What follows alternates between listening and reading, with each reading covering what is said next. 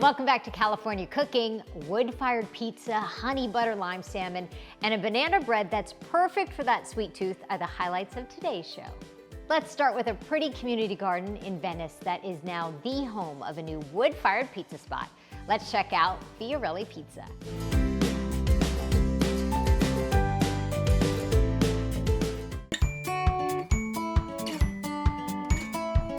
Hi, you guys. Hey. Hi. In your magical garden. Here we are. Oh my gosh, thank you so much. So tell me how this came to be, because right now we're in Venice and you would walk by, it kind of reminds me of like a community garden. Sometimes you'll see in the city, right? And you'll walk by and you're like, oh, what's behind that gate there with the plants and the chickens? I think that that's what people think when they pass by here. Yeah. Even though it's a private project. It's Jerry who owns the Cook Garden, and she was so gracious to invite us to do our little endeavor here. Yeah. But yeah, she does stuff for restaurants. She has these garden beds that she sells, and restaurants could, you know, have locally grown garnishes for their drinks or herbs for their food. And yeah, there is something, a little bit of magic in here. There's a restaurant 2 doors down where she harvested in the morning and you're literally eating it. You two worked together before at a restaurant. We did. Olivetta, and Michael and I have even done a segment together before. Right. So here you are making pizzas. I see this beautiful pizza oven behind us. How did this all happen for you guys? We thought about what we really wanted to do. What can we do that we can control 100% of ourselves? What got us into this business? And that's just cooking great food for great people and having fun doing it. Exactly. I mean, that's really when you take it down to the basics, right? Is why you probably got into this business in the first place. Right. It doesn't get more basic than this. Yeah, I think we went to square one. Yeah. I think that if you have to think about hospitality and serving food, this is the simplest form, even though it's a lot of work. We get to do what we want to do, which is something that we're still getting used to because we've worked in restaurants forever. You'd have to ask this person in the top of this command, and there's a chain of command. Yeah, you're like cooking by committee almost right, at some point. Right. Yeah, and you're rewired. Liz said to me, like, you have no one to answer to. Like, there is no one's gonna dictate it. Serve what you want to serve what you're comfortable with, serve what you feel that you can do great. And that wound up being, 3 pizzas and a couple of appetizers and some cookies. And Sounds like enough of a menu to me. yeah, for pizza sure. and cookies. Stop at pizza. And it really is what we want to eat, Yes. what we like. Yes. What has been, I you would crying? imagine, No. Liz, are you I'm crying? not crying, you're crying. What has the reaction been when people come here? I mean, very supportive, and the neighborhood has been Overwhelming support, I'm sorry. Really? super welcoming. Yeah. Yeah. At first they go, okay, what is this? Is this a restaurant? Is this I mean, would you describe yourself as a pop-up? What would you? We'd say we're a mobile wood oven. Okay. And we leave it kind of ambiguous Yeah. because we don't know. Yeah. We're There's figuring. wheels on We're that. figuring. Yeah. Oh yeah. Yeah. We were going to be street vendors. We were. We are street vendors. Yeah. We're just a little off the street, but Right. that's actually been a challenge to get across to people when they come and they say, like, I can't believe you don't have alcohol, or you don't have macaroni and cheese for my kid. And we say, we're just like if you went to a taco cart, in the street. That's what we are. We just happen to, we painted some nice picnic tables, and we have a little more of a vibe in this beautiful garden setting that we're lucky to have, but none of that was the plan. We've heard from multiple people in the area that live around here that it's something that they feel like it was needed in the neighborhood, something that was like easy and very casual and kind of family orientated, which it honestly by default, because it wasn't by design, we really thought it was going to be pick up and go. The kids never even came into you could tell by the playlist on our first night. Okay. There were little kids, and I was like, oh, no. Like, bad word. But it never even dawned on us that we would have children here, and now it's like early at 4 o'clock. There's I would kids all over love the to bring my place. kids Yeah. here. So 3 pizzas? We have 3 pizzas on the menu. What are Yep. those pizzas? So we have the usual suspects. We have what we call the Fiorelli Classic, a cheese pizza. We Yeah. have a pepperoni pizza, and then we have our seasonal pizza right now, which is an asparagus pizza, a little bit different, pretty cool. Pretty cool. And a couple of appetizers. We do. We have sardines, and we have this wonderful, super fresh, spicy garlic cucumber, and Michael sits it on top of on the bottom. There's like feta and dill puree, and it's very fresh. I'm ready. This is the appetizer that kind of you came upon by accident, sort of a thing, but everybody's loving it. Yeah, we didn't. I wanted something that would be quick while you. Yeah. Well, we got. You know, we're so busy with the pizzas that what was something that was like cool and refreshing that Sure. you could have while you wait for your pizza. And this turned out to be the kind of the unexpected hit that everybody come. No one comes here and doesn't get a chili garlic cucumber. It sounds which amazing. is very cool. So we'll Yeah. get this started for you. Pistachios and garlic go in the food processor. Really simple, really easy to make. Olive oil, good extra virgin olive oil. And we're just gonna let that run for a minute. Let that get, so the sauce is kind of smooth, but a little texture to it. Okay, now we've got, this is what makes this so good. We've got a little bit of parsley and a lot of fresh dill. I Dill love and fresh dill. Me too. And people who don't, I don't trust them. I don't trust them. If you don't love dill, exactly, try it. You're wrong. Try it again. Try it again, that's true. Okay, so we're gonna just incorporate those herbs until it becomes a little paste. Okay, so we've got our pistachios, garlic, parsley, and dill. This is just some yogurt, some plain yogurt, feta cheese. I'm not gonna add any salt to this because the feta is pretty salty, and then the chili garlic crunch that we're gonna use has some salt in it too. And we're just gonna let that roll. You wanna taste a little bit of this? Yes, I do. So yes, I do. Are you sure? You wanna think love about that? all of the things that are going in here Okay, right so now. try that. Okay. Tell me how we did. That dip, that would be an awesome dip on like a little veggie tray or Yeah, something. like a Oh my crudité. gosh, that's good. I'm just gonna put a little bit of that in there. Just some fresh cucumbers we've diced up, skinned. Okay. Got this little mix that we make with chilies, toasted chilies, fried garlic, fried onions, toasted almonds. Oh my gosh, you make that? Lots of olive oil. And then we're just gonna mix Oh that. my gosh. I feel this is a twist. Put that right in there. If you come here, you'll see one of these on every table. Your Venice neighbors love this one. They love it. They love the cucumbers Oh in my Venice. gosh, come on. Totally delicious. I'm glad you like it. Oh my goodness, yum. All right, Michael, pizza next. Pizza next. This is like a spring pizza on a plate with the asparagus and goat cheese. Yeah, this has been ricotta cheese, Ricotta asparagus, cheese. ricotta, pecorino, a little bit of fingerling potato. Oh. This has been our best seller, to our surprise. really People are going crazy for it. It's the lemon that really gets Shall people. I? Please. Can I do a little please. Yeah, yeah. squeeze of the lemon on the Yeah. pizza? I love it. This is so light too. Yeah, You know what I mean? You can Yeah, eat that. it's easy to eat. You can definitely eat one by yourself. Oh yeah. So happy for you guys. Thank you. This We're is so happy. really cool. We're I can't happy wait. you're happy. I am. Can't wait to come back too. Thank you so much. All the best. Thanks for coming down. Thank you for coming.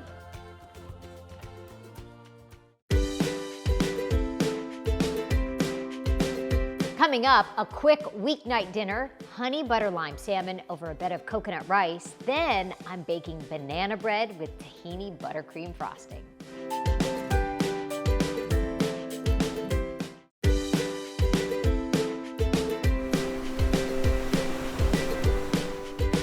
Here's a weeknight meal that is so easy and so full of flavor.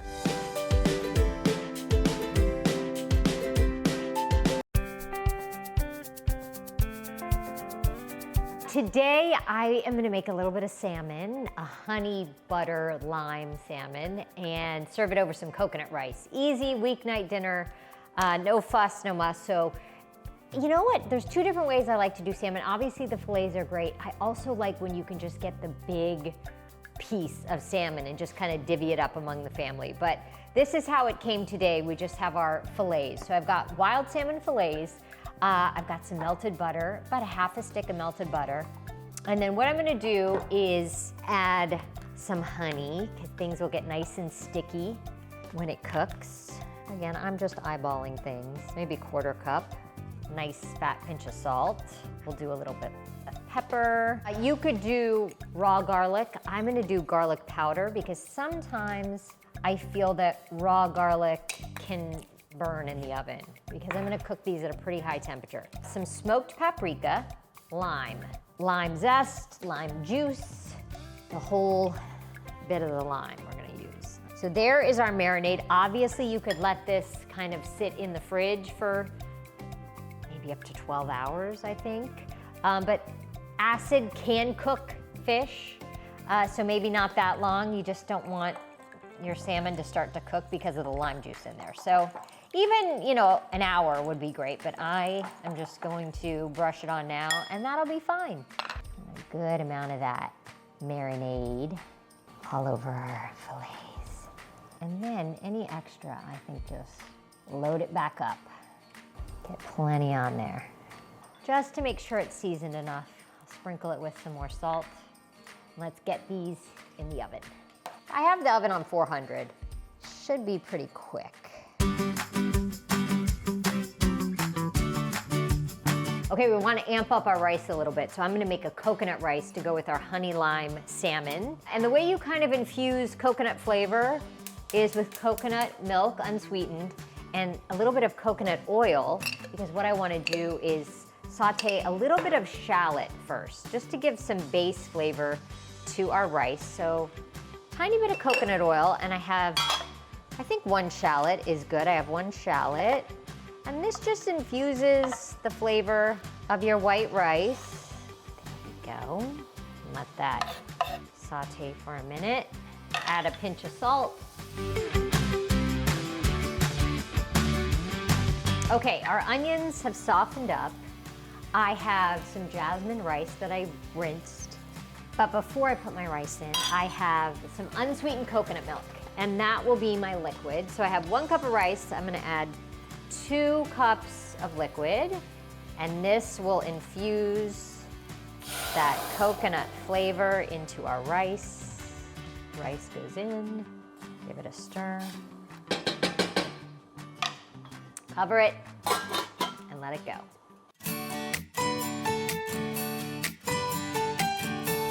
Easy weeknight meal, 15 minutes really is about how long this whole thing takes to come together.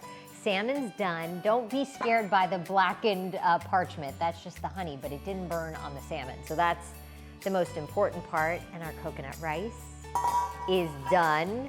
To our rice, because I just love butter in rice. And I think it does something. I'm gonna give it a little more salt. And then to that, I wanna zest some lime into our coconut rice, just to give it that little citrusy bite with the coconut. And again, this rice isn't sweet at all. It just has this essence of coconut from the unsweetened coconut milk. I have some fresh cilantro. I'm gonna cut up some cilantro and stir it into our rice. Cilantro goes in, give it a stir. Get a nice plate or shallow bowl, load up our rice.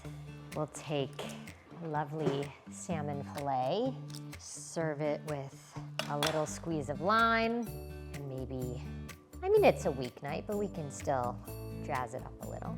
And dinner is served. I snuck a taste of our rice, yum. I'm gonna hit it with a little bit more lime.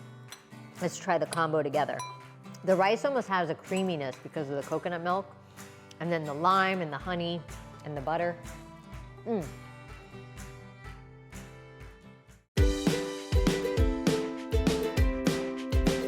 Coming up, I'm the first one to admit that baking is really hit or miss with me, but this new spin on banana bread was a big hit. That's coming up next.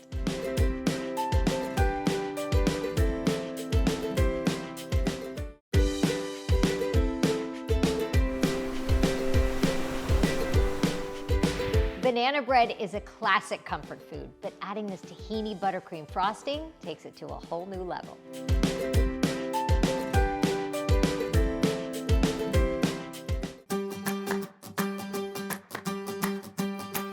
Not that this is a confession, but I told you before, I'm not the best baker out there. And I keep trying and keep failing, but I think that's part of the fun. You keep trying and eventually it's gonna work. And every once in a while I'll surprise myself and something turns out. But I happened to, this was the inspiration for this recipe. I happen to have 2 very ripe bananas. And my husband, I'm always like, did you throw away those ripe bananas? He goes, when have you ever used the ripe bananas? And I said, I will. So put them in the freezer because the time will come where I will want really ripe bananas. Just like that, we've got really ripe bananas to make a banana cake. Kind of like I would say a cross between a banana cake, banana bread right now that I'm just gonna put into this bowl. And look, they're mush. To top off our banana bread cake, I'm going to do a tahini kind of buttercream icing. First thing, we're gonna do our dry ingredients. You could do this by hand, I think, but it's always tends to be easier in a mixer. So 2 cups of flour, 3.5 teaspoons of baking powder, teaspoon of salt. What's kind of a nice thing to do is just to sift it. Okay, we're gonna start adding our wet ingredients. So I've got my mushed up bananas going in. A cup of milk, whole milk. I'm gonna do a splash of vanilla. Let's do about a cup of sugar. I always cut the sugar. This recipe has more sugar, and I'm just gonna take a chance and do less because we're having our buttercream frosting on top. And then also some honey. One trick for your honey is if you want to put a little bit of cooking spray, it helps your honey come out. So I'm gonna add a little honey. This will give it, I think, kind of a floral, nice added sweetness. In goes our honey. And look at that. It comes right out because we used our cooking spray. Half cup of melted butter. Let's just do a gentle mix of everything. And I'm also gonna add some dark chocolate chips. Just a handful, not too many. You could do walnuts, you could add something in, but just a few chocolate chips. Give that one more mix. Okay. I've got my pan. I have my parchment paper. So parchment will just help you pull it out without it sticking. Sometimes it's easier to just cut things based on the right size. I'm also gonna do some cooking spray on my parchment so that things don't stick. Batter going in. The oven's set at 350. I'll check it in like 30 minutes and see where we're at, but I'm guessing this will take longer than that. Even it out, and in the oven it goes. To make our tahini buttercream kind of frosting, butter, I've got 6 tablespoons softened, so I've let it sit at room temperature for a while. Tahini, which is a sesame paste, it's not sweetened, and then powdered sugar. So the first thing I'm gonna do is take we cleaned our bowl out, and I'm gonna put in our softened butter and let that kind of do its thing here, get it creamed a little bit. Now we'll add our tahini, half a cup, pinch of salt, 1/4 cup of powdered sugar to start. You might have to add more, a little bit more, okay? And honestly, this is where I think you kind of you could put vanilla in here. You could make it sweeter. This is mildly sweet, but you taste the sesame from the tahini, and it's buttery, like a buttercream, very silky. I kind of like this combo. So while our cake is baking, I think I'm gonna put this in the fridge. All right, let's check our banana bread cake. Because it's a cross. Okay, you can tell it's not done. It had a jiggle. So I'm gonna twist it around here because it's getting kind of brown on this one side. And you're gonna go back in, jiggle, jiggle. All right. Boop.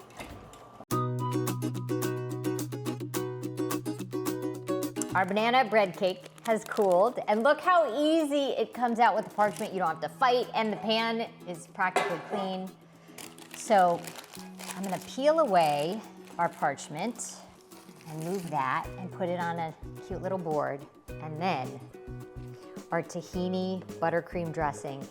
I had it in the fridge for a bit. Take it out because the butter hardens again. So you want it to be spreadable and creamy and smooth.